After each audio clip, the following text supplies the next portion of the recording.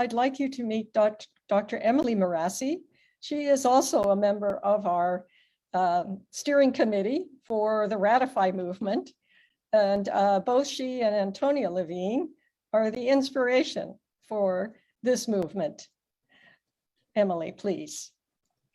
Thank you so much, Mary. From the girls and young women from across the country on our amazing panel, and from around the world in our video, to local elected officials, to the UN, the world's greatest universities, to the one and only Bay Area Alliance for Girls, to our audience of nearly 50 women leaders and their allies, including Benjamin, important male ally.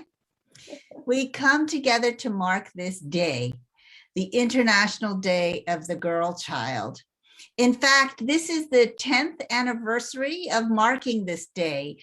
In the UN universe, it's actually a young commemoration, just 10 years. Today, we also mark Indigenous Peoples Day, so I do want to acknowledge the legacy of the First Peoples and the unceded land that we're privileged to live on. So I'm here to invite you to join us. If you like today's programming, if you want to make sure that girls have a powerful voice, please join us in the Ratify movement.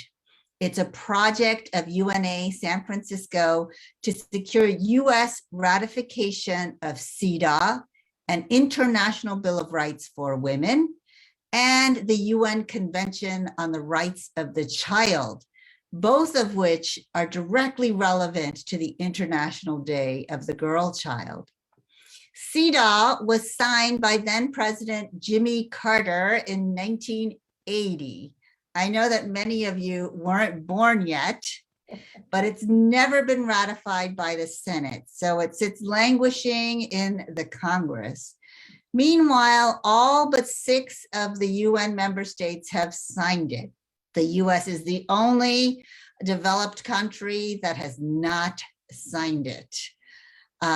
In fact, North Korea, Afghanistan, Iraq have all signed it. And we can't say that they have great women's rights in those countries, but they're held accountable. They have to report on a regular basis to the UN CEDAW committee about what they're doing for women.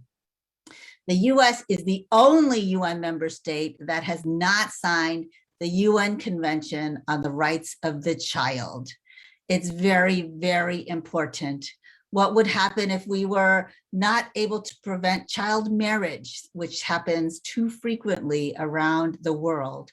Girls like the ones we've heard of don't have agency. They belong to somebody else. We need to fight for all of the girls. Each month, we share progress updates and feature a guest speaker. Our next meeting for the Ratify movement is Thursday, October 21st, 12 noon to 1:30 p.m. It's virtual. If you'd like to receive information about the Ratify movement and meeting invitations, please sign up by completing a contact form available in the chat. Thanks so much, Jennifer. And please join us. Well, an event like today doesn't happen by a single person, so I'm going to turn it back over to Mary for a few thank yous.